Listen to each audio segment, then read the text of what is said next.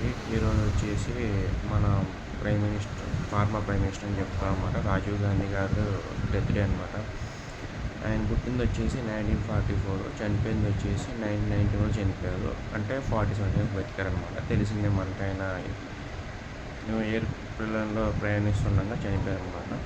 అది ఎప్పటికీ అనుమానాస్పదమే. ఎలా జరిగిందో, ఎవరు చనిపోయారా, చంపేశారా వేరే మ్యాటర్, కానీ ఇప్పటికీ అనుమానాస్పదమే ఉందన్నమాట. సో ఆయన మనకు తెలిసిందే, ఫేమస్ ఇందిరాగాంధీ గారి సన్ అండ్ మన ప్రధానమంత్రి కూడా చేశారు ఫార్మర్. ఇప్పుడు ప్రజెంట్ సోనియా గాంధీ గారి హస్బెండ్ అనమాట. ఆయన ప్రజెంట్ ఉన్న ఆవిడ కూడా మనకు ప్రధానమంత్రి చేశారు, సోనియా గాంధీ గారు కూడా.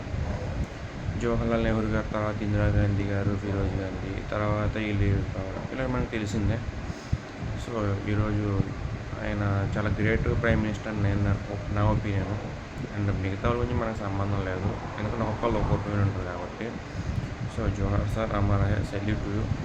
సో ఇలాంటి ఎంతో గొప్ప నాయకులు మనం పాలించి మన దేశాన్ని ఎంత గొప్ప స్థితిలో పెట్టారు, కానీ మన దేశాన్ని మనమే సర్వనాశనం చేసుకుంటున్నాము. ఓటుని డబ్బులు అమ్ముకొని అడ్డదిడ్డమైన నాయకులను ఎన్నుకొని ఐఏఎస్లు ఐపీఎస్ కూడా వాళ్ళు సిల్లుళ్ళు కొడుతున్నారండి. ఇంకా అర్థం చేసుకొని మన సిచ్యువేషన్ ఎలా ఉందో మరీ దారుణం అయిపోయిందనమాట. సో నేను ఎవరైనా ఇన్సల్ట్ చేయట్లేదు, ఉన్న విషయం చెప్పాను, దేశంలో ఉన్న సిచ్యువేషన్ ఇదనమాట. Thank you so much.